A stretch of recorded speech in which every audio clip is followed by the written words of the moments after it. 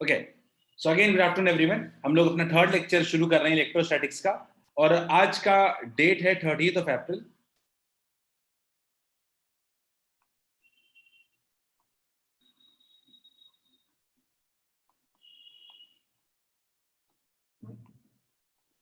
ठीक है, और आज बेसिकली हम लोग बात कर, अभी तक हमने क्या क्या पढ़ा है। पहले तो हमने अभी तक पढ़ा है charge, what do we mean by charge, charge कैसे प्रोड्यूस होता है।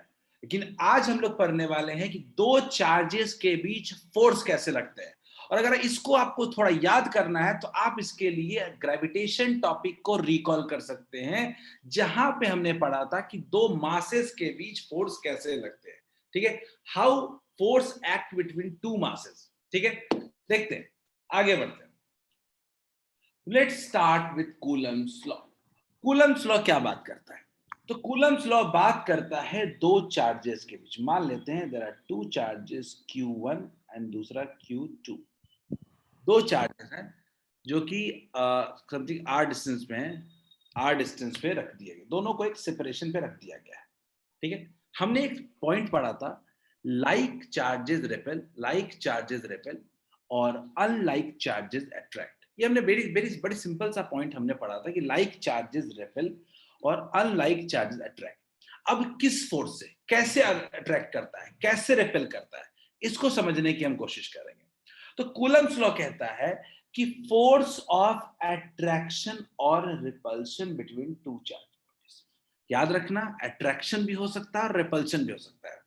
तो फोर्स ऑफ अट्रैक्शन और repulsion between two charge bodies is directly proportional to product of their charges, is directly proportional to product of their charges। ठीक है, याद करो, gravitation में था directly proportional to product of their masses. ठीक है, and inversely proportional to square of distance between them. ठीक है, अगर मान लीजिए कि मुझे इसको मैथमेटिकली एक्सप्रेस करना हो तो कैसे करूंगा? और मान लीजिए मैं चाहता हूं कि इसको मैथमेटिकली एक्सप्रेस करूं। मैथमेटिकली कहेंगे कि force between two charges is directly proportional to product of two charges, यानी जितना ज्यादा चार्ज होगा फोर्स उतना ही स्ट्रांग होगा। क्लियर है? दूसरा कि force is inversely proportional to square of distance between them. F is inversely proportional to square of distance between them, यानी जितना ज्यादा दोनों के बीच में डिस्टेंस होगा फोर्स उतना ही वीक होगा। क्लियर है? तो यहीं से एक फाइनल रिलेशनशिप हम बना सकते हैं, force is directly proportional to Q1 into Q2 upon R का whole square. Is it clear? क्या तो आपके मन में एक बड़ा क्लियर पॉइंट जाता है कि फिर तो एक कांस्टेंट आएगा, कोई ना कोई, फिर कोई ना कोई एक कांस्टेंट आएगा। तो बड़े आराम से आप लिख सकते हैं कि F इक्वल्स टू कांस्टेंट, या आप कुछ भी लिख दो, C लिखो या K लिखो, कोई दिक्कत नहीं, K times Q1 into Q2 upon R का whole square. That's Coulomb's law for you. यही है अपना कूलम्स लॉ, यही है अपना कूलम्स लॉ। ठीक है, तो अगर आपको सबसे पहले कूलम्स लॉ एक्सप्लेन करने को आएगा तो सबसे पहले इसका स्टेटमेंट लिखिएगा आप। इसके बाद आप लिखेंगे consider, consider, consider two charges, consider to charges Q1 and Q2, Q1 and Q2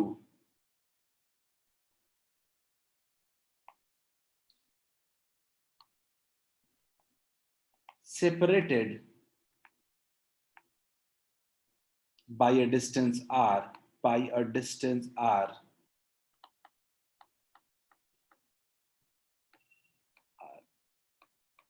in air।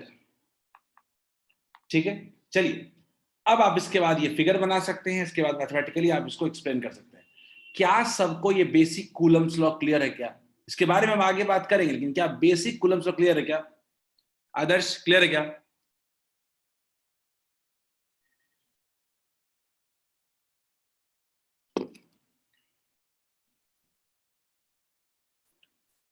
सब लोग इस पूरे स्टेटमेंट को लिखेंगे। सबसे पहले कूलम्स लॉ का स्टेटमेंट लिखेंगे और फिर ये उसका एक्सप्रेशन लिखेंगे। हम इस पे और आगे बात करेंगे, ठीक है। अब इस फॉर्मूले को हम लोग और इसको डिकोड करने की कोशिश करेंगे, और ये सिंपल फोर्स का फॉर्मूला है।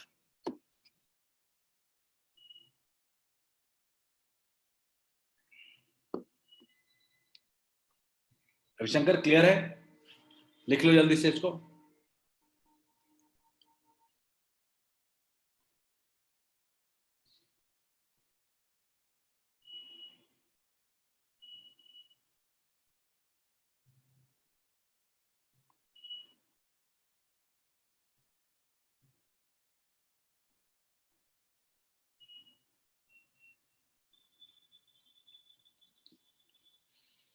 चलिए, राघवेंद्र ने बड़ा इंपॉर्टेंट सवाल पूछा है, सर एयर क्यू। 2 मिनट या 2 से 5 मिनट के अंदर ये चीजें अभी आ जाएंगी अभी, राघवेंद्र, ठीक है।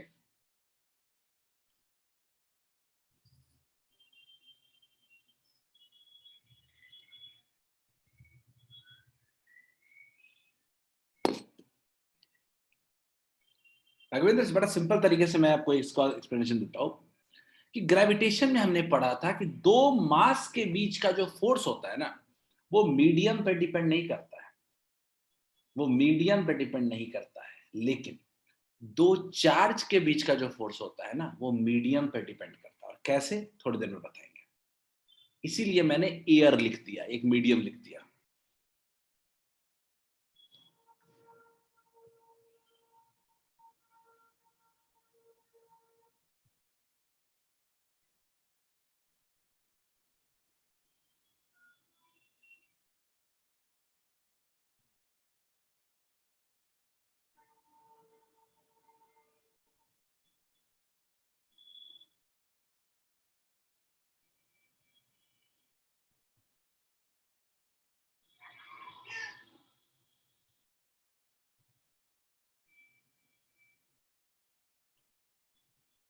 चलिए, लिख लिया? लिख लो तो एटलीस्ट से यस, ताकि मुझे पता रहे कि आप लोग लिख चुके हो, ताकि हम लोग आगे बढ़ पाएंगे।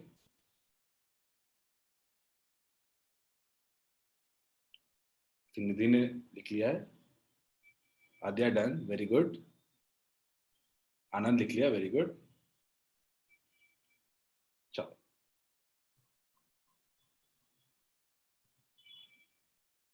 Very good. Adarsh, Adarsh, Anand, Adeshi, I think most of you have written them, ठीक है।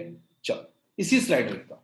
अब आपके मन में जो क्यूरियोसिटी से जो सवाल निकल के आता है, वो बोलता है कि कांस्टेंट क्या होगा सर। आपका क्लियर कट पॉइंट है sir, what is constant here, ये कांस्टेंट क्या है, कितना है, ये आपका सबसे बड़ा सवाल होता है। तो देखने की कोशिश करते हैं कि कांस्टेंट कितना होता है, ठीक है। तो हम लोगों ने कांस्टेंट का वैल्यू निकाला बाय रैशनलाइजेशन। जनरली कांस्टेंट निकालने का वैल्यू, आपने अगर एक बार आपने कांस्टेंट का वैल्यूज देखा होगा, तो हमने देखा होगा कि फॉर्मूला डिराइव करने के लिए हम लोग रिलेशनशिप निकालने के लिए यूनिट्स डायमेंशन का यूज करते थे। तो वहां पे कांस्टेंट जो होता था वही निकालने में हमें दिक्कत आती थी। तो कांस्टेंट जनरली बाई रैशनलाइजेशन हम लोग निकालते हैं, बाई रैशनलाइजेशन, बाई रैशनलाइजेशन, ठीक है। रैशनलाइजेशन, ठीक है। ये वर्ड बहुत ज्यादा यूज नहीं लिखा जाता है, आपको सीधे सीधे लिख जाता है कांस्टेंट का वैल्यू, ठीक है। बाई रैशनलाइजेशन, ठीक है। हम लोग वैल्यू लिखते हैं, कांस्टेंट का जो वैल्यू होता है इन एयर, हम एयर की बात कर रहे हैं अभी तक पूरा, air is equal to 1/4 pi epsilon naught, 4 pi epsilon naught, ठीक है। 4 पाई एप्सिलॉन, कांस्टेंट का वैल्यू कितना है, 1/4 पाई एप्सिलॉन नॉट, यानी इसका वैल्यू कितना होगा, 9 × 10⁻⁹। लेकिन मुझे आप इसका यूनिट भी बताइए, यूनिट क्या होगा इसका, क्या इसका यूनिट ऐसा होगा क्या, न्यूटन मीटर स्क्वायर पर कूलम स्क्वायर। क्लियर है क्या, होगा क्या? तो कांस्टेंट की जो वैल्यू होती है, होती है 9 × 10⁻⁹ न्यूटन मीटर स्क्वायर पर कूलम स्क्वायर। लेकिन आपका सवाल कुछ और है, सर कांस्टेंट आपने लिखा, लेकिन ये एप्सिलॉन नॉट क्या आ गया है। यही सबसे बड़ा पॉइंट है अपना। What do we mean by this epsilon naught? Epsilon naught को हम लोग कहते हैं परमिटिविटी परमिटिविटी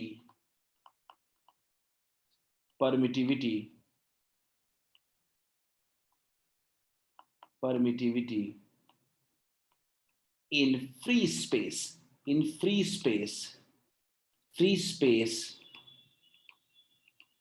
और एयर, इसको एयर भी कह सकते हो और वैक्यूम भी कह सकते हो। क्लियर है? ये जनरली वैक्यूम में भी यूज करते हैं, एयर में भी, और फ्री स्पेस भी कह सकते हैं। तो ये परमिटिविटी है। परमिटिविटी जो वर्ड होता है एक परमिशन वर्ड से आया है कि कितना अलाउ करता है दो चार्जेस के बीच में इंटरेक्शन को। ये मीडियम, हर मीडियम अलग अलग तरीके से रिएक्ट करता है, कुछ ज्यादा अलाउ करता है, कुछ कम अलाउ करता है। एयर जो होता है वो ज्यादा अलाउ करता है, फ्लो ज्यादा अलाउ करता है। क्लियर है क्या? एयर जो होता है वो ज्यादा अलाउ करता है, इसीलिए इसकी वैल्यू सबसे ज्यादा होती है। ठीक है, सॉरी सबसे कम होती है एप्सिलॉन नॉट की वैल्यू। ठीक है, तो एप्सिलॉन नॉट जो होता है हमारा, एप्सिलॉन नॉट जो हमारा होता है वो क्या होता है? वो होता है परमिटिविटी इन फ्री स्पेस। ठीक है, अब एक सवाल आया है अद्या का कि सर तो क्या कह सकते हैं कि क्या कह सकते हैं कि कांस्टेंट का वैल्यू मीडियम पे डिपेंड करता है? बिल्कुल अद्या कह सकते हैं। ये जो कांस्टेंट हमारा है ये बिल्कुल मीडियम पे डिपेंडेंट है, ये हमारे मीडियम पे डिपेंड करता है। क्लियर है? सब लोग इसको लिख लीजिए, सब लोग इसको लिख लीजिए। और एप्सिलॉन नॉट की जो वैल्यू होती है, एप्सिलॉन नॉट की जो वैल्यू होती है वो होती है 8.854 into 10 to the power minus 12 coulomb square पर न्यूटन मीटर स्क्वायर। सब लोग इसको लिख लें। अब हमारा फाइनली, अब हमारा कूलम्स लॉ का फॉर्मूला चेंज हो चुका है। कूलम्स लॉ का फॉर्मूला अब हम कह सकते हैं force is equal to 1/4 pi epsilon naught Q1 into Q2 upon distance का होल स्क्वायर। यही होता है फोर्स का formula between two charges. Is it clear to all of you? Adarsh, permittivity फिर से समझा रहा हूं। ठीक है, मैं समझा रहा हूं, एक सेकंड। परमिटिविटी के बारे में हम अगले स्लाइड में ज्यादा बात करेंगे। परमिटिविटी होता क्या है? हमने पढ़ा था कि दो मास के बीच जब फोर्स लगता है तो मीडियम का उसमें कोई रोल नहीं होता है। कोई भी मीडियम रखोगे फोर्स बिल्कुल सेम रहेगा। लेकिन जब दो चार्ज के बीच फोर्स की बात करते हैं तो वहां पे मीडियम एक इंपॉर्टेंट रोल प्ले करता है। ठीक है, मीडियम ही डिसाइड करता है कि दोनों के बीच कितना फोर्स स्ट्रांग होगा। यानी मैं अगर आपको बोलूं कि आज के बाद कोई पूछे कि दो चार्जेस के बीच फोर्स किन पे डिपेंड कर रहा है, तो पहला तो बोलोगे दोनों का चार्ज, दूसरा बोलोगे दोनों का डिस्टेंस, और तीसरा बोलोगे medium between the two charges. Clear है क्या? क्लियर है क्या आदर्श वैष्णवी? अब मैंने बोला कि चलो मीडियम पे डिपेंड करता है, तो ये कांस्टेंट जो आया है उसकी वैल्यू क्या है? चलो ये कांस्टेंट का वैल्यू मीडियम पे डिपेंड करता है, तो कांस्टेंट का वैल्यू है 1/4 पाई एप्सिलॉन नॉट। एयर के लिए हम एयर की बात कर रहे हैं पूरा अभी तक, वैक्यूम की बात कर रहे हैं, वैक्यूम की बात कर रहे हैं। तो हम लोग जब बात करें तो इस 1/4 पाई एप्सिलॉन नॉट का वैल्यू आ गया 9 into 10⁻⁹। लेकिन अगर मैं बात करूं एप्सिलॉन नॉट की, तो एप्सिलॉन नॉट होता है permittivity of the free space या वैक्यूम की, और इसका वैल्यू होता है 8.854 इंटू 10⁻⁻12। वैल्यू पुट करो ना, के में आ जाएगा आंसर 9 इंटू 10⁻⁹, ऑलमोस्ट आ जाएगा। क्लियर है क्या? अगर आप वैल्यू पुट करते हैं कि एप्सिलॉन नॉट की वैल्यू तो आ जाएगा। क्लियर है? क्या सबको ये फोर्स का फॉर्मूला क्लियर है क्या? निधि ने हैंड रेस किया। निधि गो अहेड, पूछिए। निधि पूछिए ना।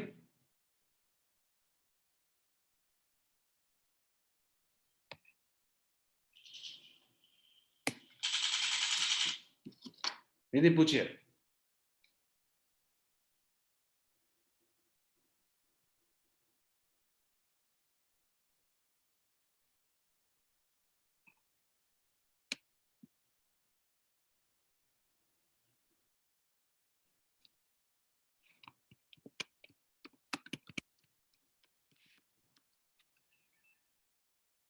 चलिए सब लोग लिख लीजिए, जल्दी से लिख के बताइए। लिख लिया तो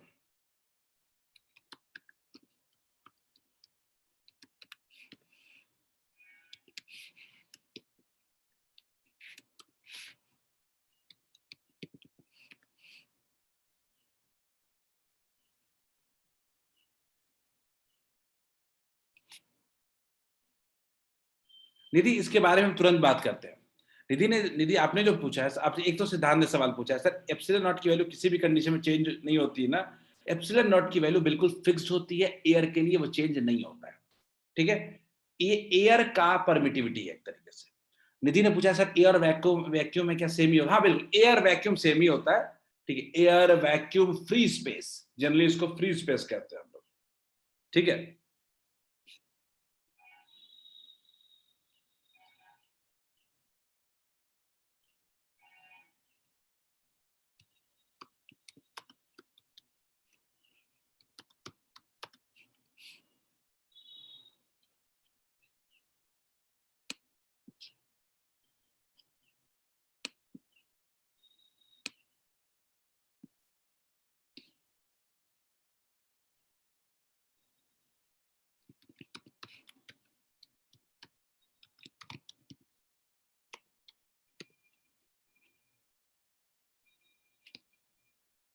चलिए जल्दी, चलिए अगला सवाल है सर, ई जीरो होना चाहिए या एयर में? क्या ई जीरो होना चाहिए क्या एयर में? नहीं। राघवेंद्र, मैं समझा नहीं आपके सवाल को। राघवेंद्र, क्या आप अनम्यूट करके पूछ सकते हैं क्या? सर मतलब इलेक्ट्रिसिटी परमिटिविटी का मतलब होता है, का मतलब क्या होता है सर?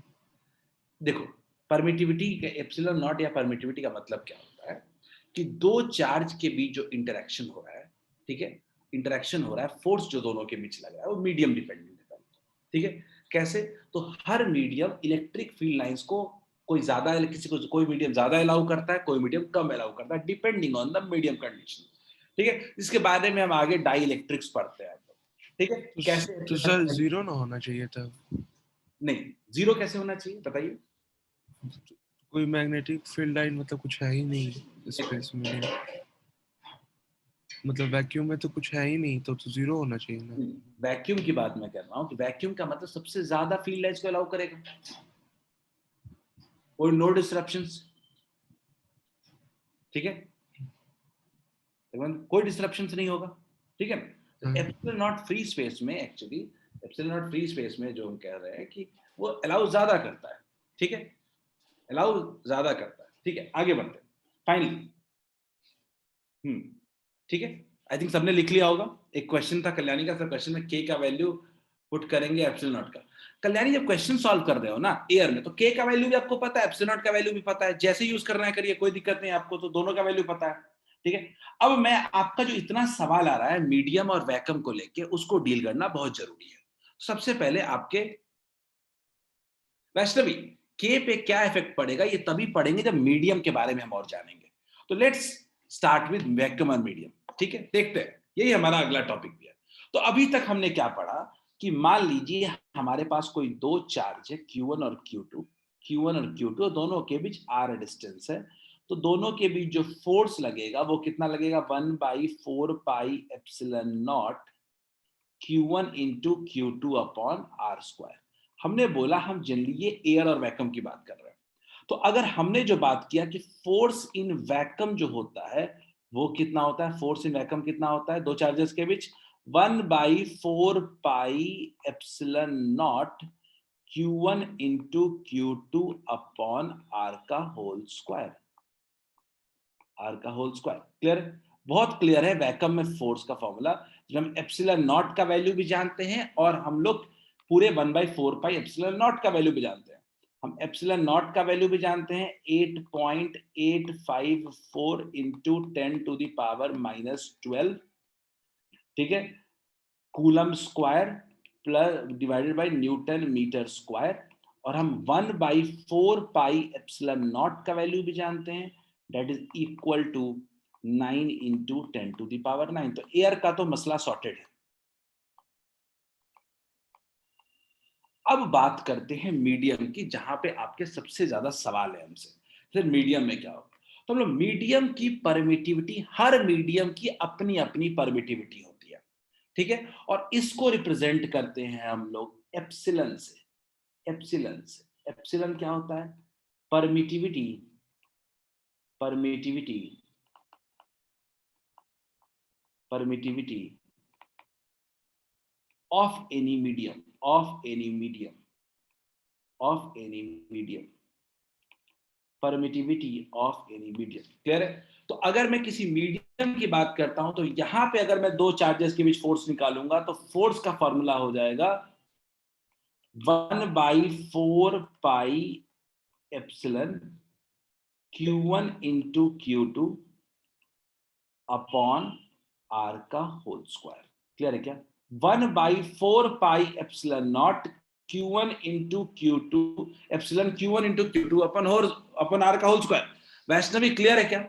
मैंने क्या बोला, हर मीडियम का एप्सिलॉन अलग अलग होता है, तो किसी मीडियम की बात करेंगे तो उसका एप्सिलॉन लिखेंगे, तो 1/4 pi epsilon Q1 Q2 upon R square. अब आपका सवाल होगा कि हर किस मीडियम का कितना होगा, उसके लिए हमें डेटा देना पड़ेगा आपको। क्लियर? हमें आपको उसके लिए डेटा देना पड़ेगा। तो सिंपल सी बात है, वैक्यूम के लिए 1/4 पाई एप्सिलॉन नॉट, लेकिन अगर किसी मीडियम की हम बात करते हैं तो 1/4 pi epsilon into Q1 into Q2 upon R square. क्या ये सबको क्लियर है? अगर आप मीडियम की बात करते हैं तो is it clear to all of you?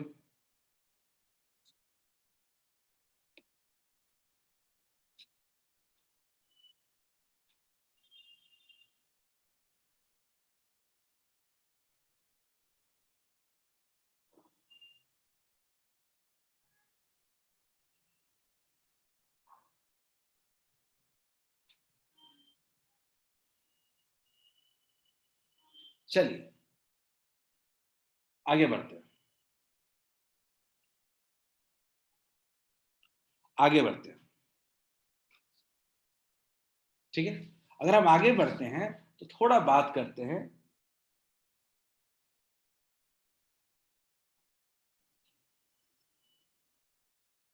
थोड़ा एक नए टर्म को इंट्रोड्यूस करते हैं आप लोगों को। नोट नहीं किया? कर लो नोट, कोई दिक्कत नहीं है।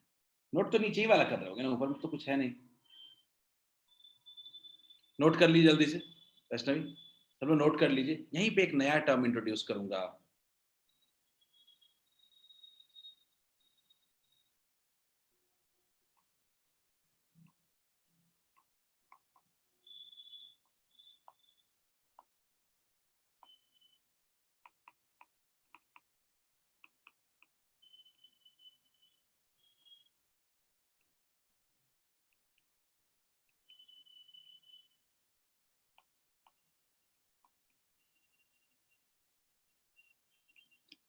ठीक है, सब लोग लिख लीजिए जल्दी से, उसके बाद मैं बताओ स्टार्ट करूंगा। टॉपिक थ्योरी खत्म है, थ्योरी है ही नहीं। 10-15 मिनट थ्योरी, 10 मिनट के अंदर थ्योरी खत्म हो जाएगा, फिर न्यूमेरिकल ही है सिर्फ।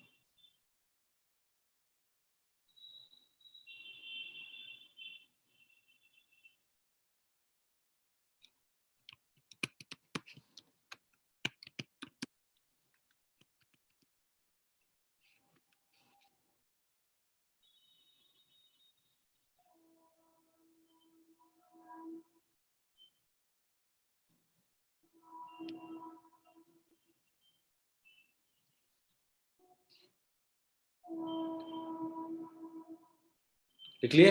Very good. चलिए मैं आगे बढ़ता हूं थोड़ा सा। आगे जब हम बात करते हैं तो रिलेटिव परमिटिविटी की हम बात कर रहे हैं। रिलेटिव परमिटिविटी की बात करते हैं तो हम सिंपल रिलेटिव परमिटिविटी को डिफाइन करते हैं, epsilon R equals to permittivity of medium, permittivity permittivity of medium by permittivity of vacuum, permittivity of vacuum। एक सिंपल है मैथ, सिंपल हम लोग कंपेयर करने के लिए काम करते हैं। तो एप्सिलॉन आर को हम लोग लिख सकते हैं बड़े आराम से एप्सिलॉन बाई एप्सिलॉन नॉट। ठीक है, तो यहीं से हमारे पास एक बड़ा फॉर्मूला बन के आ जाता है, epsilon equals to epsilon naught into epsilon r। Is it clear to all of you? Is it clear to all of you? यहीं से तो अब हम फोर्स इन अ मीडियम क्या कह सकते हैं? फोर्स इन अ मीडियम का फॉर्मूला होता था 1/4 pi epsilon Q1 into Q2 upon R का होल स्क्वायर। क्या अब हम इसको लिख सकते हैं क्या? 1/4 pi epsilon R epsilon naught R square by Q1 into Q2। क्या ये पूरा फॉर्मूला सिर्फ कुछ ऐसा नहीं बन गया है क्या? Force in a medium is equal to पूरा 1/4 pi epsilon naught Q1 Q2 upon R square. तो पूरा का पूरा ये फोर्स इन वैक्यूम बन गया है क्या? By epsilon R. क्या ये फॉर्मूला सबको क्लियर है क्या? ये बहुत इंपॉर्टेंट फॉर्मूला है और इसी के साथ हम अपने टॉपिक को एक तरीके से पूरा कंक्लूड करेंगे। क्या एक बड़ा रिलेशनशिप हमारे पास आ सकता है क्या? Force in a medium is nothing but force in vacuum upon epsilon R. और याद रखिएगा कि एप्सिलॉन आर की वैल्यू जो होती है वो हमेशा 1 से ज्यादा होगा या इक्वल टू 1 होगा, always greater than equal to 1। यानी अगर आप मीडियम में दो चार्जेस को डालेंगे तो फोर्स हमेशा कम ही होगा, बढ़ेगा नहीं। निधि समझा देता हूं, रिलेटिव परमिटिविटी कुछ नहीं होता है, किसी मीडियम की परमिटिविटी को वैक्यूम से कंपेयर करने को हम लोग रिलेटिव परमिटिविटी कहते हैं। इसी को जब आगे पढ़ोगे तो नाम चेंज हो जाता है और डाई इलेक्ट्रिक कांस्टेंट भी इसको कहते हैं हम लोग। डाई इलेक्ट्रिक कांस्टेंट बाद में जाकर के डाई इलेक्ट्रिक कांस्टेंट भी कहते हैं। डाई इलेक्ट्रिक कांस्टेंट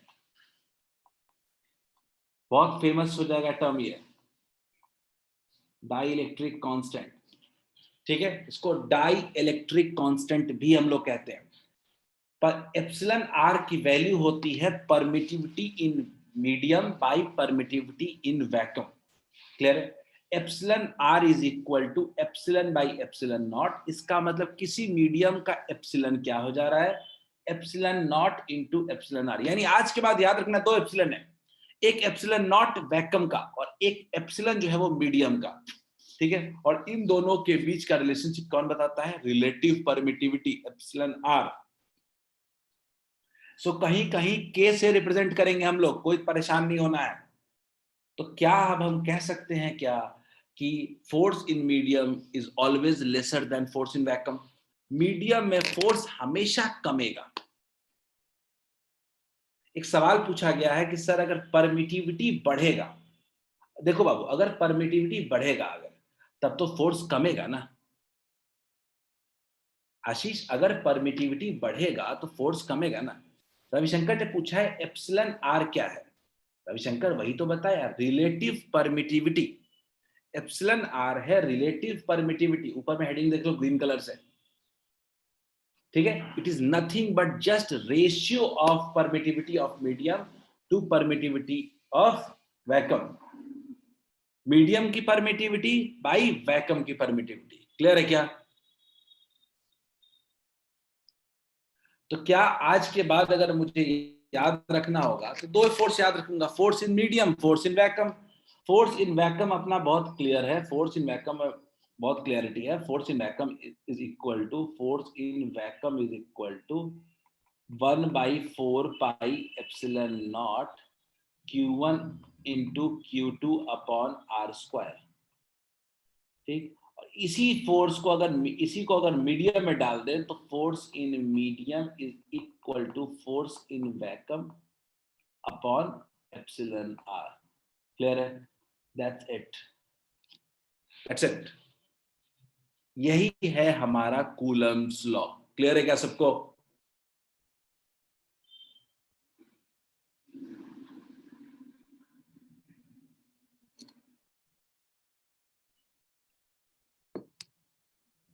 निधि ने हैंड रेस किया है, निधि पूछ, सवाल पूछ सकते हो। गो अहेड निधि, पूछिए। निधि पूछिए, क्लियर डाउट है क्या? निधि आपको अनम्यूट किया हुआ है, कोई आवाज नहीं आ रही है।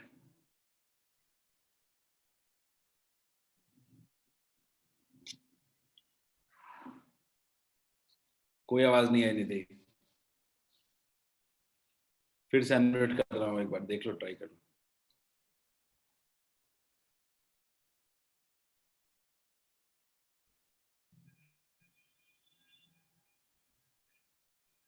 निधि ने बोला है कि सर एप्सिलन आर की वैल्यू हमेशा 1 से ज्यादा कैसे होती है? Very good question.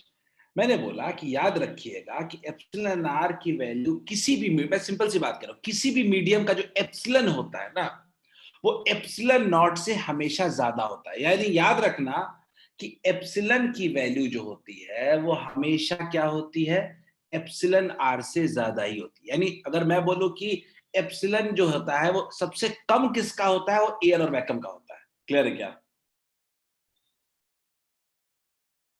Higher the permittivity, lower the force acting. Clear है क्या निधि?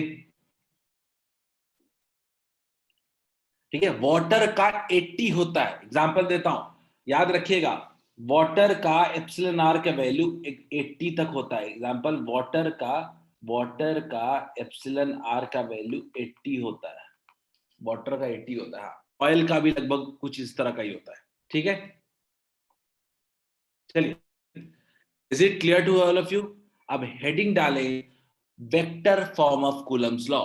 Vector form of Coulomb's law. अब हम लोग बात करेंगे, देखो फोर्स तो चलो देख लिया कितना लगता है, लेकिन फोर्स तो एक वेक्टर क्वांटिटी है ना, उसके पास मैग्नीट्यूड है तो उसके पास डायरेक्शन भी तो है। तो हम बिना डायरेक्शन के फोर्स की बात कैसे कर सकते हैं?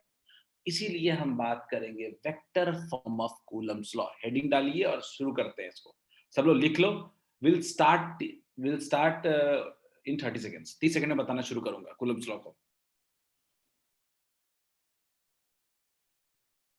थोड़ा वेक्टर का यूज करेंगे हम लोग, ग्रेविटेशन में भी पढ़ा था हमने इसको। कूलम्स लॉ सिद्धांत बना लेना, समझ लो पहले सिद्धांत, पहले समझ लेते हैं, फिर लास्ट में टाइम दूंगा। ठीक है, क्योंकि अभी बनाओगे तो पता नहीं चलेगा क्यों और क्या बना रहे हो।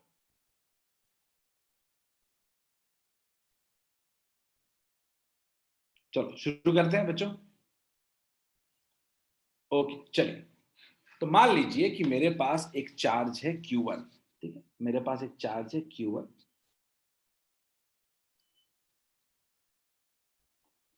लेजर क्या होता है?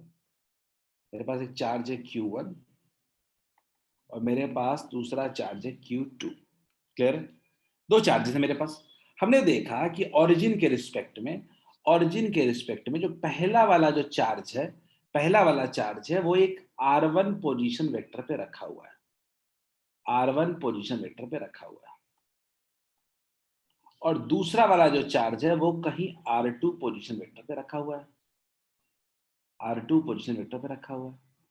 दो चार्जेस हैं Q1 और Q2। आपको भी पता है कि दोनों में एक फोर्स लगेगा, दोनों में फोर्स लगेगा। ठीक है, दोनों में फोर्स लगेगा और दोनों का मान लीजिए कि डिस्टेंस क्या है, कुछ आर है। मान लीजिए कोई डिस्टेंस आर है, अपने को नहीं पता है।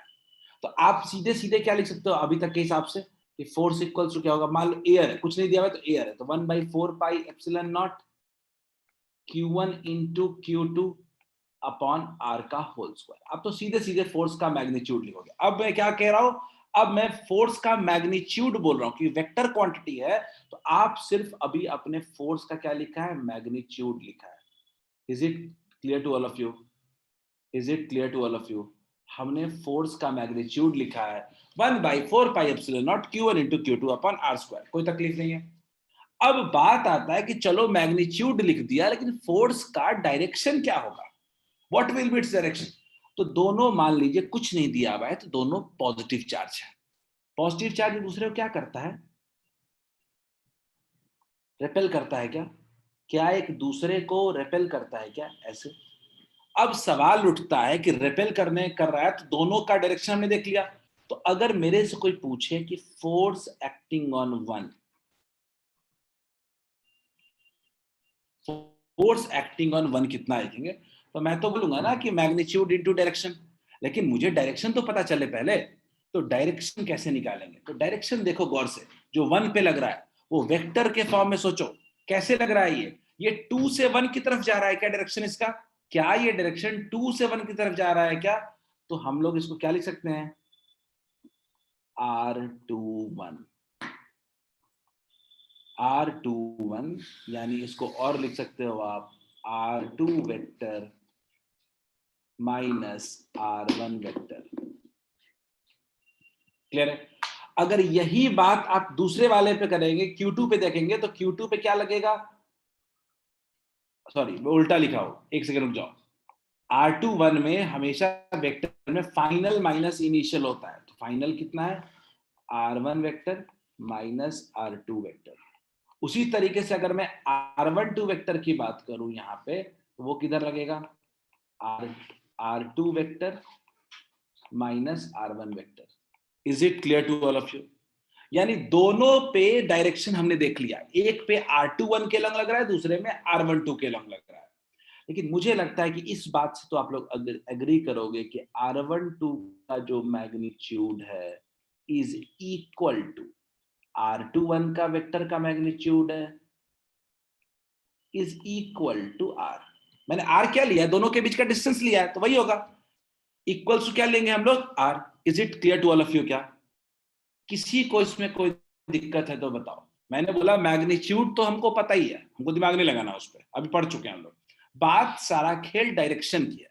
तो 1 पे जो डायरेक्ट फोर्स लगेगा उसको अगर मैं बोलूं तो मैं सीधा सीधा लिख सकता हूं कि फोर्स का magnitude into direction, into direction. Direction कितना हो जाएगा?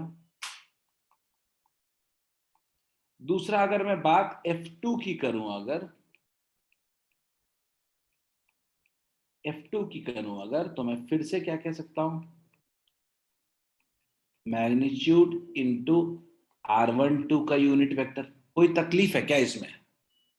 बोलिए, कोई दिक्कत है क्या? मैंने बोला कि फोर्स ऑन 1 कैसे देखेंगे और फोर्स ऑन 2 कैसे देखेंगे। तो अगर मुझे कोई बोले कि फोर्स ऑन 1 लिखना हो, तो एक बात तो आप भी कंक्लूड कर लोगे कि फोर्स ऑन 1 जो होगा, फोर्स ऑन 1 जो होगा is equal and opposite to force on 2। Magnitude same ही है, डायरेक्शन का फर्क है सिर्फ। बोलिए, क्या दोनों का फोर्स इक्वल एंड ऑपोजिट है क्या? आई डोंट नो, पता नहीं मेरी वॉइस भी लैग कर रही है क्या, कि मेरा स्क्रीन लैग कर रहा है?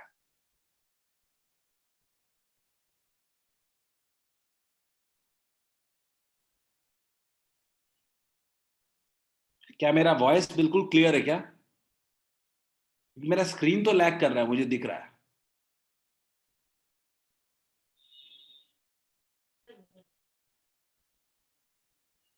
वॉइस क्लियर है, स्क्रीन लैग कर रहा है। एक मुझे एक सेकंड का टाइम दो, मैं एक बार स्क्रीन शेयर दोबारा करूंगा, ठीक है? राघवेंद्र, एक सेकंड। पता नहीं, मेरा नेटवर्क अभी भी क्लास लिया, कोई इशू नहीं आया। आप लोगों ने भी कुछ वॉइस को लेकर इशू कुछ नहीं बताया, वो तो मैंने खुद ऑब्जर्व किया स्क्रीन को लेकर के। वीडियो लैग कर रहा है सर। हाँ, वीडियो मतलब स्क्रीन लैग कर रहा है। फिर से एक बार स्क्रीन शेयर कर रहा हूँ।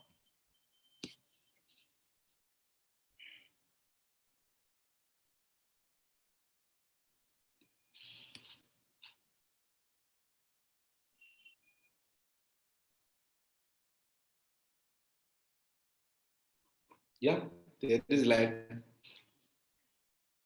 there is lag।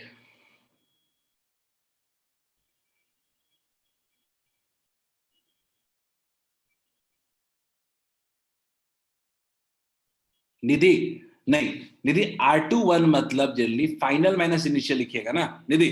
R21 अगर आप लिख रहे हैं निधि, ये कंफ्यूजन दूर कर लीजिए आप। R21 जो आप लिख रहे हैं, R21 2 से 1 पे जा रहे हैं, तो फाइनल माइनस इनिशियल होगा ना, तो फाइनल क्या होगा? 1 माइनस 2 होगा ना निधि। बोलिए।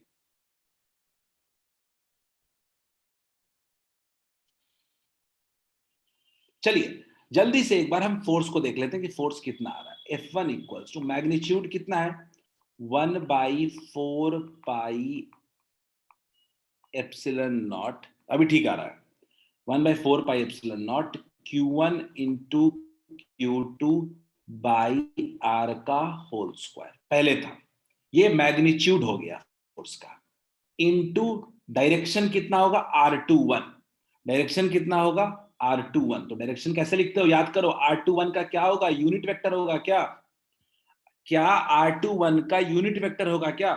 तो यूनिट वेक्टर आप जानते हो कि R21 का अगर यूनिट वेक्टर है तो R21 equals to R21 vector हो जाएगा बाई मैग्नीट्यूड। मैग्नीट्यूड तो हमने R लिख रखा है ना, मैग्नीट्यूड तो R लिख रखा है।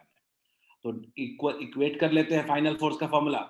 1/4 pi epsilon naught Q1 into Q2 upon R square की जगह हो जाएगा R cube into R21 vector. Is this clear to all of you?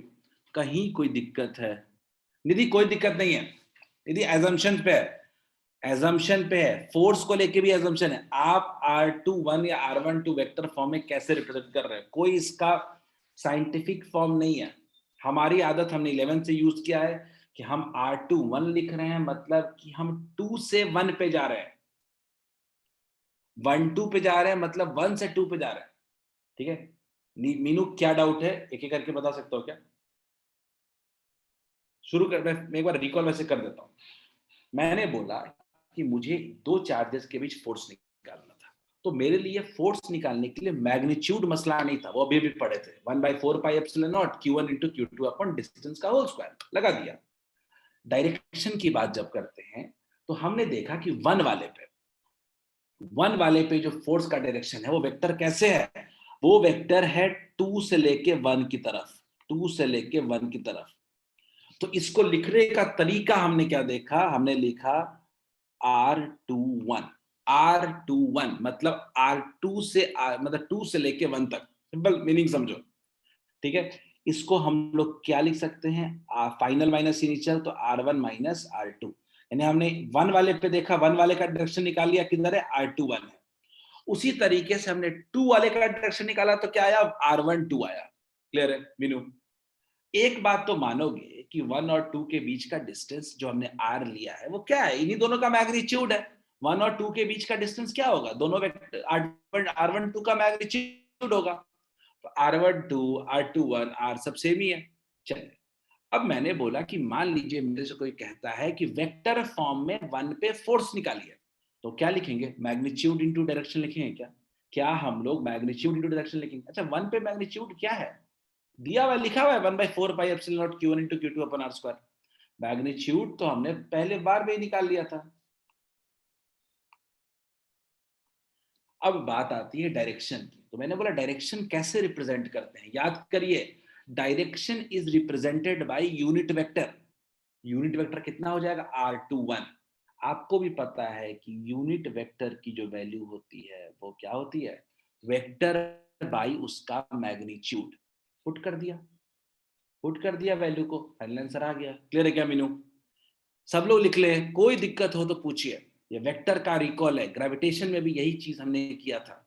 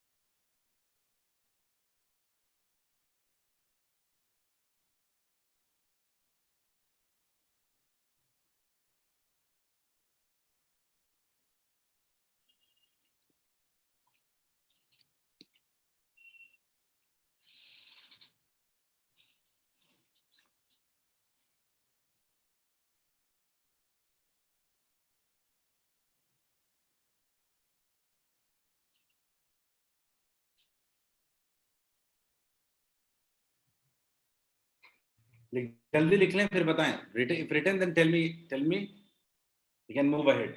अब सीधे क्वेश्चन करना है, कुछ नहीं बचा थ्योरी में। फोर्स का फॉर्मूला याद रखें, मीडियम वैक्यूम याद रखें, और वेक्टर फॉर्म समझ के रखें। कूलम्स लॉ खत्म है, जितना क्वेश्चन करना है करते रहिए। याद रखिएगा, like charges repel, unlike attract, इतना ही लॉजिक है। चलिए, let's try. Everyone, those who have written, just start with questions. Easy easy question दे रहा हूं शुरुआत में। राघवेंद्र, अभी मेरी वॉइस लैग कर रही है क्या बच्चों?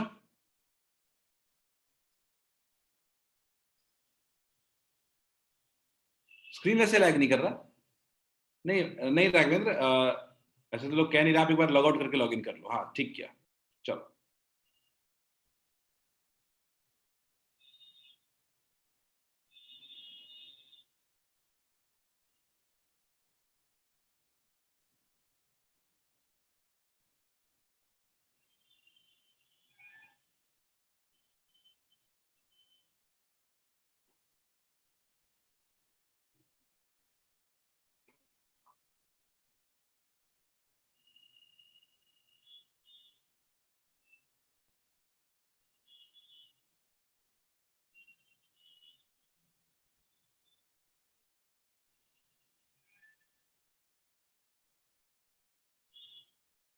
Try this question. Easy question है बच्चों, सब आराम से कर लोगे।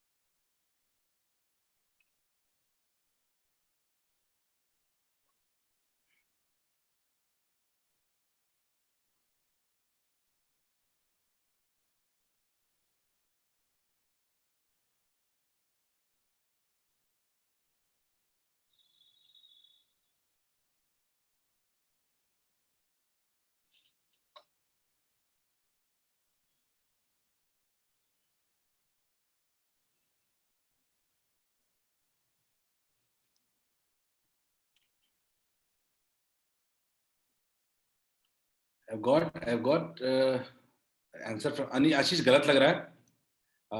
दीप, लुक्स फाइन, सही लग रहा है। कल्याणी, नहीं कल्याणी, थोड़ा गलती हुआ है।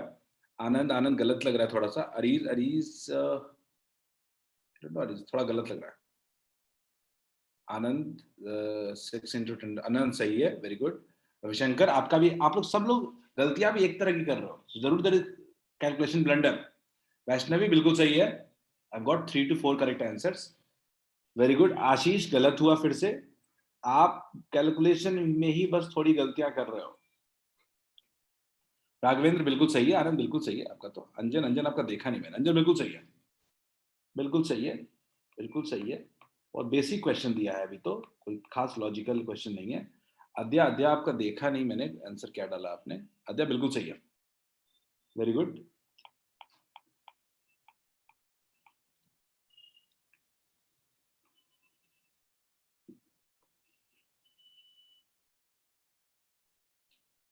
डिस्टेंस है 0.3 मीटर। पहली गलती का सोर्स सेंटीमीटर और मीटर वाला ही है, ठीक है। दूसरी गलती का सोर्स जो होगा वो स्क्वायर लेने में आएगा। Force equals to, force equals to, force equals to, Nidhi बिल्कुल सही है। Force equals to 1/4 pi epsilon naught. Air दिया हुआ है, Q1 into Q2 upon R square है। सीधा सीधा देख लो कहाँ गलतियां हुई हैं। 1/4 पाई एप्सिलॉन नॉट को लिख सकते हैं 9 into 10⁻⁹ Q1 इंटू Q2 को लिख सकते हैं 2 into 10⁻⁷ into 3 into 10⁻⁷ divided upon distance का whole square, that is 0.3 का whole square. It's equal to 9 into 10⁻⁹ into 3 to just 6 into 10⁻⁻14 by 0.09। ये अगर देखोगे तो ये 100 टाइम्स हो जाएगा। तो ये simple 6 into 10⁻⁵ into 100, which is equal to 6 into 10 to the power minus 3 newton. Just hope Ashish अब थोड़ा समझ में आया होगा। आशीष देखो कहाँ गलतियां हो रही हैं।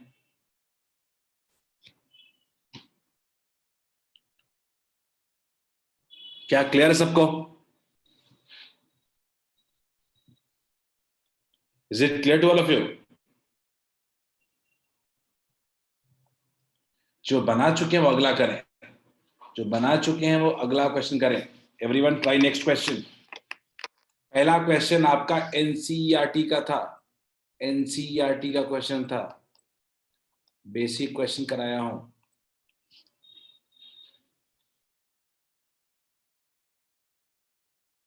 First question was from NCERT.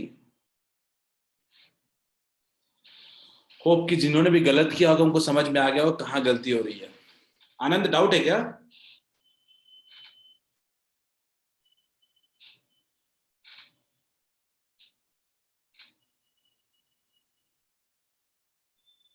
Okay चलो आगे बढ़ते हैं। Next question.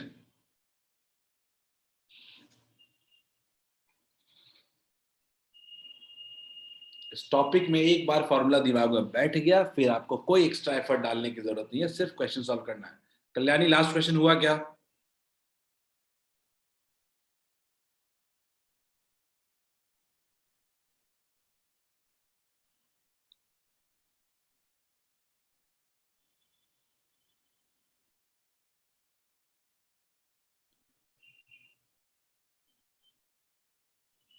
Try this question.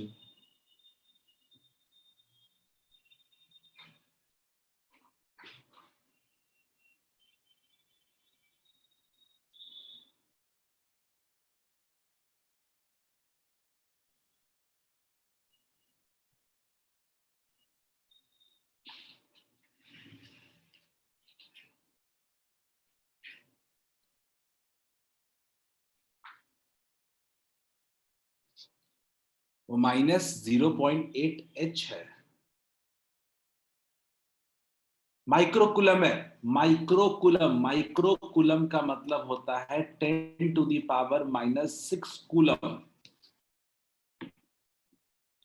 दीप सही है, गुड।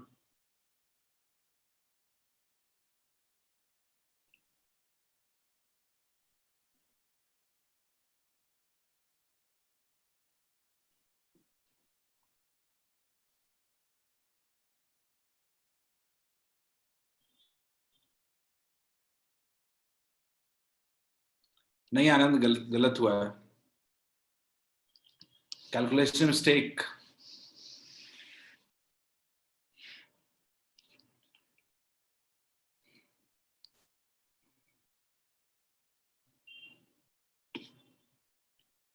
आदर्श ठीक है, निधि सही है,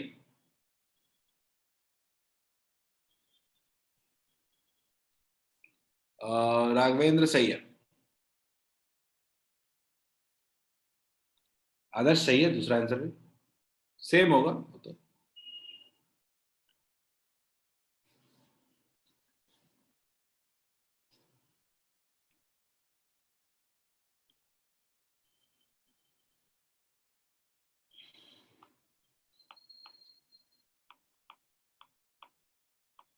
मैं सिर्फ इतना ही एक्सपेक्ट करता हूं कि जब सॉल्व करें तो आप थोड़ा डिटेल सॉल्यूशन की तरफ फोकस करें, क्योंकि हमें गलतियां होती हैं कि हम लिखने की आदत भूल जाते हैं। आप प्रॉपर डिटेल में सॉल्व करें सबको, दोनों को, हर क्वेश्चन को। बिल्कुल आनंद गलत आया है, आदर्श सही है आपका, आनंद फिर गलत आया, आप कहीं ना कहीं तो ब्लंडर कर रहे हो। कल्याणी गलत है, इसमें क्या करना है? इसमें आदर्श ने बोला सर इसमें सेकंड में क्या करना है,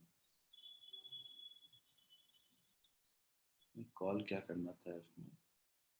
कुछ नहीं आदर्श, समझा नहीं वैसे तुम्हें क्या बोल रहा हूँ। अरीज अरीज अरीज आपका बिल्कुल सही है, अंजन बिल्कुल सही आ चुका है, ठीक है। दूसरा पार्ट कर ले।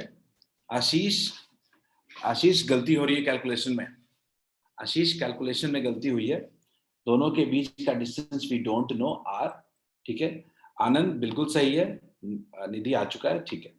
अब मैं सीधा सीधा आता हूँ, फोर्स इक्वल्स टू 1। आनंद, आनंद ये 1/12 कैसे आ गया आपका? कहीं ना कहीं ब्लंडर किया आपने तो। आंसर तो आप करीब पहुंचे हो, Q1 into Q2 upon R square. तो आर स्क्वायर की वैल्यू बहुत क्लियर है कि वो आएगा क्या, 1/4 pi epsilon naught Q1 into Q2 by F. Value put करते हैं, वैल्यू क्या होगा 9 इंटू 10⁹9।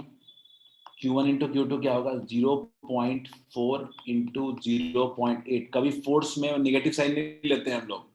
डिस्टेंस कितना होगा 10⁻⁻12 डिवाइडेड अपॉन फोर्स कितना है 0.2, गया गया 2 टाइम्स। ठीक है, तो फाइनली कितना आया 9 इंटू 10⁻³ इंटू 1.6। कभी भी इस तरह को सॉल्व करना हो इसको सॉल्व कीजिएगा, तो ये कितना आएगा, ये आपको आएगा 0 पॉइंट, या सीधा इतना दिमाग में लगाते हैं, सीधा सीधा 144 हो जाएगा, 144 हो जाएगा इंटू 69 या 144 हो जाएगा इंटू 10⁻⁻4 कर देते हैं। ये मल्टीप्लाई करेंगे और पॉइंट हटा देंगे। ठीक है, तो ये हो गया आर स्क्वायर। तो अगर आर की वैल्यू लिखेंगे तो रूट में कितना हो जाएगा 12 इंटू 10⁻²। तो कितना हो जाएगा 0.12 मीटर। कह रहे नहीं कल्याणी, गलत है, प्रॉपर कैलकुलेशन ब्लेंडर। ठीक है, आर इक्वल्स टू कितना हो गया 0.12 मीटर। डन। अब यहाँ पे अगला पार्ट पे आते हैं, बी पार्ट पे आते हैं। बी में पूछ रहा है कि फर्स्ट सेकंड का फोर्स बता दिया है, सेकंड वाला फर्स्ट पे कितना फोर्स लगाएगा। वी नो ना कि F1 is equal to minus times F2, we know, तो कितना हो जाएगा -0.2 न्यूटन हो जाएगा। Is it clear to all of you? दूसरे वाले का आंसर तो बहुत ही इजी था। दूसरे वाले का आंसर कितना हो जाएगा -0.2 newton. Is it clear to all of you? अगर मैग्नीट्यूड वाइज बोलें तो सिर्फ क्या बोलेंगे 0.2 न्यूटन। Is it done? क्या सबको दोनों पार्ट समझ में आ गया क्या?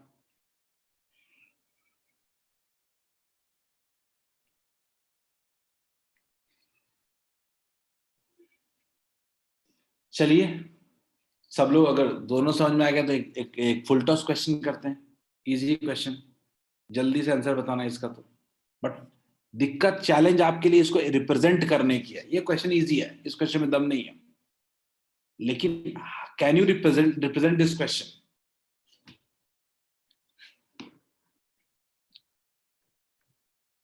कुछ क्वेश्चन मैं आपको ऐसे दे रहा हूं जो इजी होगा लेकिन 2 मार्क्स का होगा। क्या आप उसको एक्सप्रेस कर सकते हैं 2 मार्क्स के लायक? ठीक है दीप, बिल्कुल सही है। आंसर इसका इशू नहीं है, टच एंड गो है तो बस।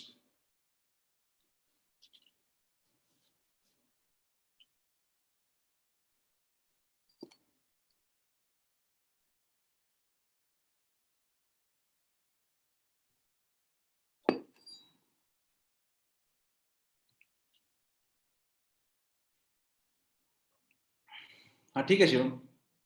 नहीं निधि, गलत है, ध्यान से निधि, ऐसे गलती करोगे?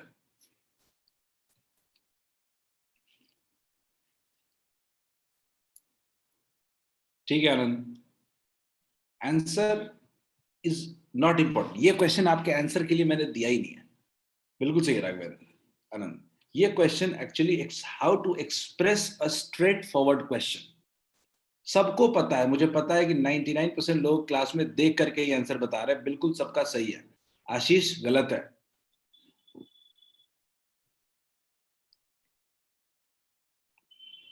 वेरी गुड आदर्श, ठीक है, आंसर इज सबका सही है। अभी तक 90% लोगों का आंसर सही आया है। इट्स ऑल अबाउट कि how to express this simple question. ठीक है, चार्ज डबल कर दिया, डिस्टेंस डबल कर दिया, फोर्स का क्या होगा, एकदम स्ट्रेट फॉरवर्ड क्वेश्चन है, देख के बता सकता हूँ काफी लोग को। तो मैं अगर बात करूं केस 1, मैं सिंपल सी बात करूं, मैं अगर आपकी जगह होता तो इसको कैसे एक्सप्रेस करता। मैं लिखता केस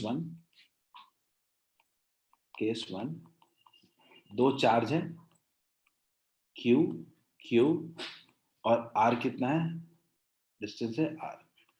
तो फोर्स कितना होगा दोनों के बीच, फोर्स कितना हो रहा है 1/4 pi epsilon naught Q square upon R square. Done, हो गया। केस 2 की बात करते हैं। केस 2 क्या कहता है? 2q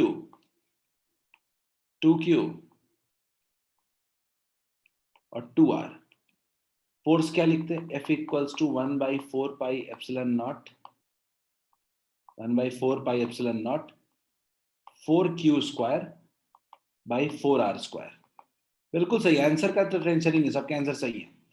तो फाइनली जो F2 आ रहा है, फाइनली जो F2, या वैसे मैं इसको थोड़ा सा और अच्छे से लिखूं तो लिख दो F dash final force F dash is equal to 1/4 pi epsilon naught q square upon r square. Hence we can say F is equal to F dash, and if force remains unchanged, remain unchanged. Clear है क्या? Easy question in expressed way. Clear है?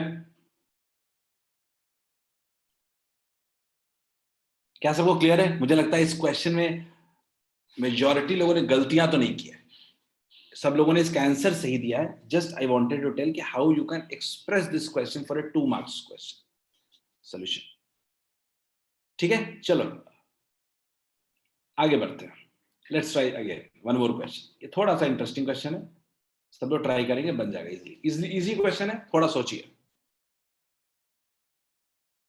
ये question देने का मकसद है कि फिर आगे में इस तरह इसका यूज बहुत ज्यादा है, इस तरह क्वेश्चन का।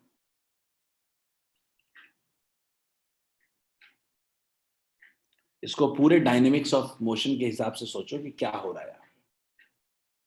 क्वेश्चन बड़ा नहीं है, क्वेश्चन का सॉल्यूशन भी बहुत बड़ा नहीं है। कौन कौन से फोर्सेस लगेंगे, कैसे फोर्स इक्वल होगा, जस्ट ऑल डन।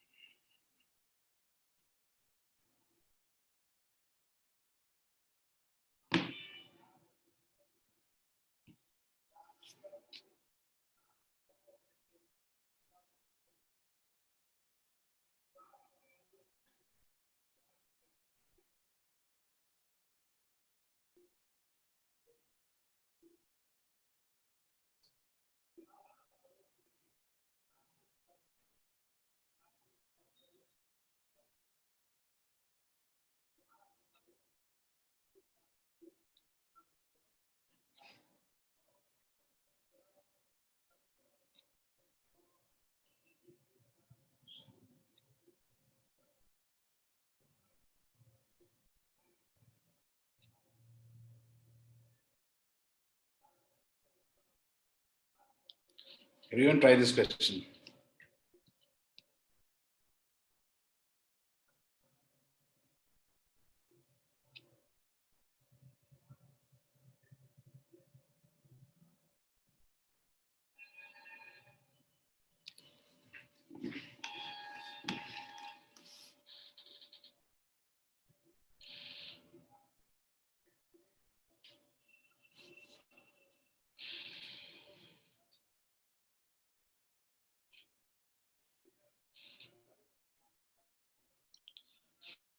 आनंद बिल्कुल सही है, ठीक किया आपने। 1/4 पाई एप्सिलॉन नॉट को कांस्टेंट के लिख दिया है, ठीक है, एक्सप्रेशन इजी हो गया। बिल्कुल सही है आनंद। आनंद लॉजिक तो मैं समझ गया क्या आप करना चाह रहे हो से। इस तरह क्वेश्चन ना, ये क्वेश्चन जो इस तरह क्वेश्चन होता है जेई का फेवरेट पार्ट होता है, जब टॉपिक इलेक्ट्रोस्टैटिक्स रहेगा और पूछ देगा कहीं से कुछ और। एडवांस में भी इस तरह के क्वेश्चन ज्यादा पूछे जाते हैं, एक टॉपिक को दूसरे टॉपिक से मिक्स कर दिया जाता है। जहां सर्कुलर मोशन और इलेक्ट्रोस्टैटिक्स को मिक्स कर दिया गया है। क्वेश्चन में दम तो है नहीं, इजी क्वेश्चन है ये कि कोई चार्ज को, सिंपल सा फंडा है इस क्वेश्चन में कि आपके पास एक नेगेटिव चार्ज है Q2 और एक Q1 जो है वो सर्कुलर पाथ पे मूव कर रहा है, और डिस्टेंस कितना है दोनों के बीच में? R। क्लियर है आनंद? के Q1 Q2 by 4R square. नहीं आनंद, बिल्कुल सही है, बिल्कुल सही आदर्श, बिल्कुल सही लॉजिक है। तो यहां पे दोनों के बीच दोनों के बीच कौन सा फोर्स लग रहा है? इलेक्ट्रोस्टैटिक फोर्स लग रहा है क्या? 1/4 pi epsilon naught Q1 into Q2 upon R square, और वो भी towards the centre, towards attract हो रहा है। हम जानते हैं क्या लिखा है, KR² नहीं, कल एक बार रिव्यू कर लो टेंसर को। हम जानते हैं कि इलेक्ट्रिक फोर्स जो है यहाँ पे इकलौता फोर्स लग रहा है दोनों के बीच में, तो अपने को हम पढ़ चुके हैं पहले कि net force towards the centre is equal to what? Centripetal force. Circular motion में net force towards the centre is equal to centripetal force. तो क्या हो जाएगा? 1/4 pi epsilon naught Q1 into Q2 upon R square is equal to centripetal force कितना हो जाएगा? mv² upon R। Clear? आगे बढ़ते हैं, आगे बढ़ते हैं। ये R और R कैंसिल हो जाएगा। सही है, सही है, सही लग रहा है। R एक R कैंसिल हो जाएगा, तो अपने पास v² इक्वल्स टू क्या बचेगा? 1/4 pi epsilon naught Q1 into Q2 upon MR। Clear है क्या? तो बहुत क्लियर है कि अपने पास जो वेलोसिटी होगी will be equal to under root, will be equal to under root, velocity will be equal to under root क्या, जो आप लोगों ने बहुत सही लिख दिया है, के लिख दिया है। हाँ, सिद्धांत स्क्रीन लैग कर रहा है, मैं देख पा रहा हूँ, क्या ही करूँ। Screen lag 1/4 pi epsilon not क्या है? के है। के लिख दिया कुछ लोगों ने, बट मैं 1/4 पाई एप्सिलॉन नॉट के फॉर्म में रहने देता हूँ। तो क्या लिख सकते हैं? 1/4 pi epsilon naught Q1 Q2 by MR। Is it clear to all of you? ये तो चलो मान लिया, सबको समझ में आ गया, के Q1 Q2 अपॉन MR। ठीक है अंजन, सही है। दूसरा बताओ, पीरियड ऑफ रिवॉल्यूशन, टाइम कैसे निकालोगे? Period of revolution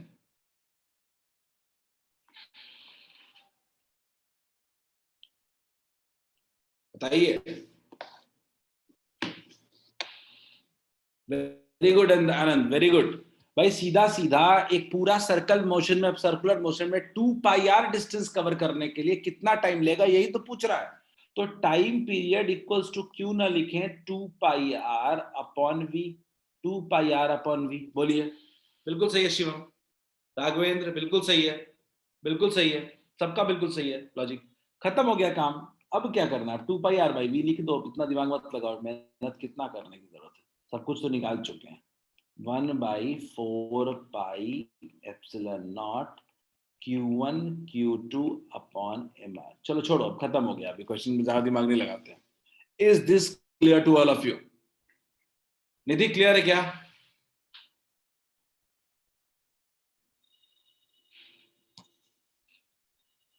Anand clear है?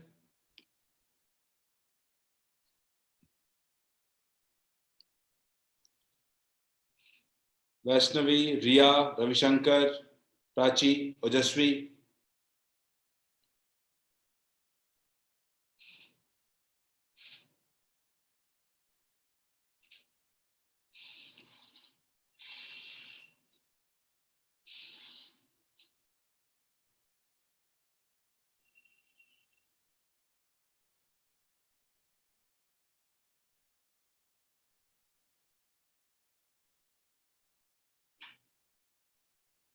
चलो थोड़ा एक वेक्टर फॉर्म पे भी क्वेश्चन कर लेते हैं।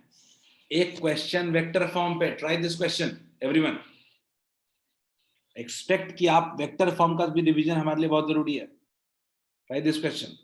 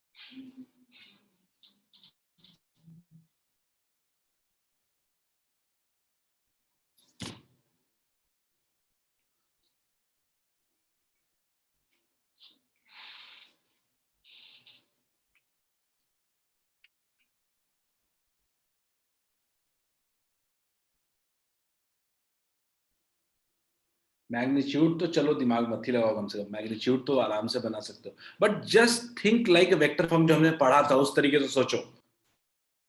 Very important question for concept building of vector form.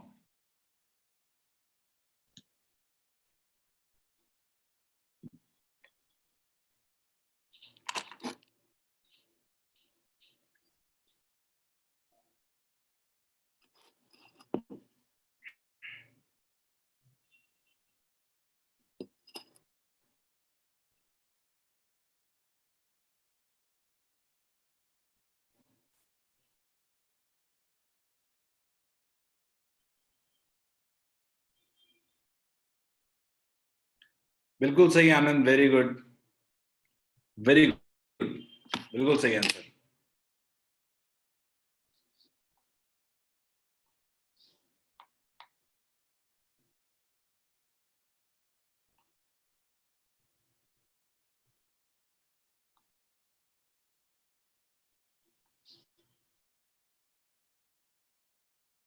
नहीं आनंद, गलती हो गया.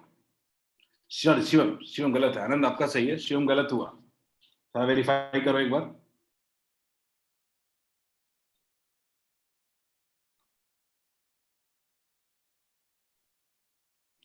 नहीं वैष्णवी गलत है.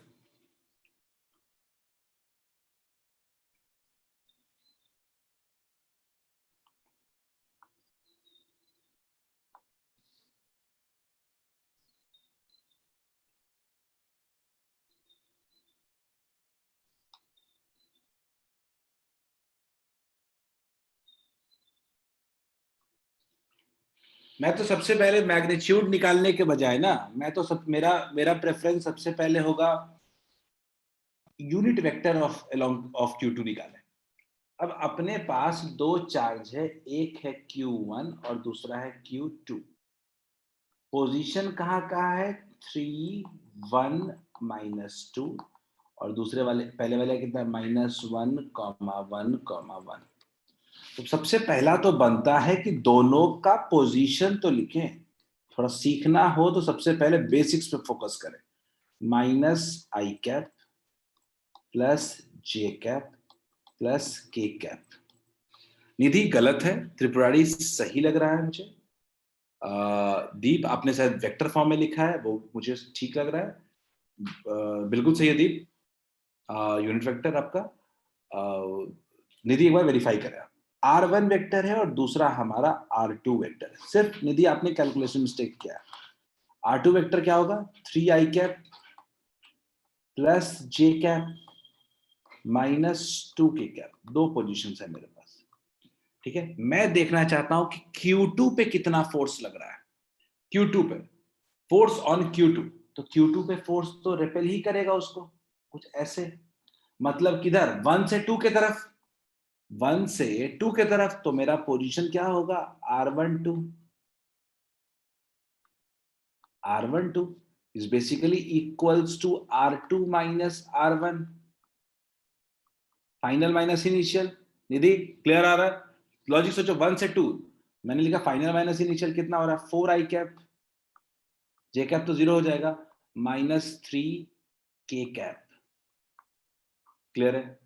ये आपका आ गया R12. अगर इसका मैग्नीट्यूड बात करो तो यही इन दोनों के बीच का डिस्टेंस हो जाएगा क्या? तो मैग्नीट्यूड कितना होगा? √4² प्लस 3² इक्वल्स टू 5 आ रहा है.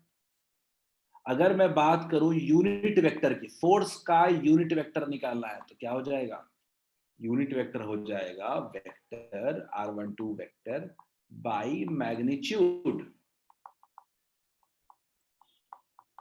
मैग्नीट्यूड कौन सा? 4i cap -3k cap by 5. कितना हो जाएगा? 4/5 i cap 3/5 k cap. Is this clear to all of you? Is it clear to all of you? क्या सबको ये पार्ट क्लियर है? मैं आप बोलोगे कि सर मैग्नीट्यूड पहले निकालना चाहिए था, लेकिन मैं निकालूंगा। पहले क्या है आपको ये क्लियर है? जो दीप आपने बोला था यही बोला था ना? If I am not wrong, Deep आपने यही आंसर बताया था यूनिट वेक्टर का। क्या सबको ये यूनिट वेक्टर क्लियर है? क्या वेक्टर फॉर्म को विजुअलाइज करो। किसी को भी दिक्कत है क्या इसमें? वेक्टर फॉर्म में ये इसमें क्लियर है क्या?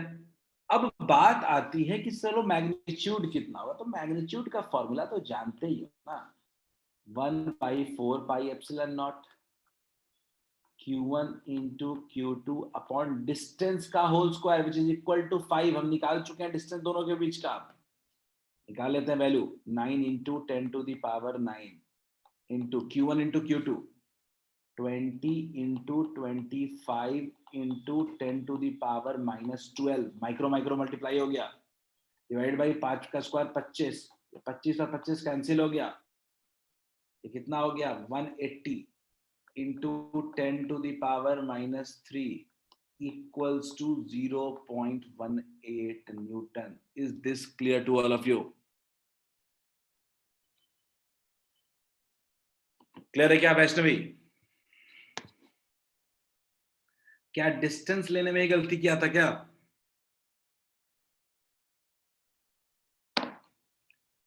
That's it for today. आज के लिए इतना ही। अगले दिन हम लोग और इससे बेटर लेवल के क्वेश्चन, प्रॉब्लम सॉल्विंग सेशन की तरह रहेगा हमारा, जहां पे हम कूलम्स लॉ पे और बेटर क्वेश्चंस करेंगे। एक दिन सिर्फ कूलम्स लॉ पे क्वेश्चंस होगा अब अगले दिन, और वहां पे हम लोग इस टॉपिक को और स्ट्रॉन्ग करेंगे। ठीक है, होप आपको आज का क्लास समझ में आया होगा। सिद्धांत मॉड्यूल में कितने क्वेश्चन कर सकते हो मैं आज आपको दे दूंगा होमवर्क, आज आपको होमवर्क दूंगा। ठीक है, कौन कौन सा क्वेश्चन कर सकते हैं, लेकिन स्टिल एक पॉइंट और बच जाता है, वह सुपरपोजिशन प्रिंसिपल। ठीक है, उसके बाद हम लोग और ज्यादा क्वेश्चन कर सकते हैं। मैं आपको इसी पे बेस्ड अभी क्वेश्चन, सिंपल कूलम्स लॉ पे बेस्ड क्वेश्चन आपको देने की कोशिश करूंगा। ठीक है, अब हम लोग क्वेश्चंस की तरफ बढ़ रहे हैं। आदर्श लेफ्ट साइड का लास्ट लाइन क्या रिपीट करना है आदर्श? अंजना आपको मॉड्यूल का पीडीएफ चाहिए, मिल जाएगा, बट मॉड्यूल का पीडीएफ चाहिए, मिल जाएगा। और जो लोग एक्सेस कर सकते हैं सेंटर पे आके, वो ले भी ले मॉड्यूल, फिजिकल मॉड्यूल भी ले लें, सेंटर खुला हुआ है, बट विद सेफ्टी। नहीं आ सकते मत आओ, हार्ड कॉपी है, हार्ड कॉपी सेंटर पे आया हुआ है। आदर्श डिस्कनेक्ट हो गया। आदर्श मैंने कुछ नहीं किया, मैंने बोला फोर्स निकालना था। आपने तो आदर्श आंसर शायद दिया था ना? आपने तो आदर्श नहीं, आंसर नहीं आता आपका आदर्श। ठीक है, चलो मैं बताया था। फोर्स इक्वल्स टू क्या होगा 1/4 pi epsilon naught Q1 into Q2 अपन R स्क्वायर रहेगा आदर्श। ठीक है, तो 1/4 pi epsilon naught Q1 into Q2 है, तो सब कुछ दिया हुआ वैल्यू। डिस्टेंस का ही मसला था ना दोनों के बीच, डिस्टेंस तो हमने R12 का मैग्नीट्यूड निकाल रखा है ना, 5 होगा। बोलिए, R12 का मैग्नीट्यूड तो हमने 5 निकाल रखा है ना, वैल्यू पुट कर दिया आदर्श। अच्छा कोई बात नहीं, एंजन में मिल जाएगा आपको पीडीएफ। ठीक है, चलिए आदर्श हो जाएगा, अब बस वैल्यू पुट किया है और कुछ नहीं। चलिए ओके बच्चों, ओके बच्चों, हैव अ नाइस डे। अगला क्लास हमारा कूलम्स लॉ पे ही कंप्लीट प्रॉब्लम सॉल्विंग रहेगा। वैसे भी स्लाइड भेज देता हूं मैं, बिल्कुल स्लाइड मिल जाएगा, वीडियो मिल जाएगा थोड़ी देर में ही आपको। ठीक है, चलिए okay, bye bye, have a nice day.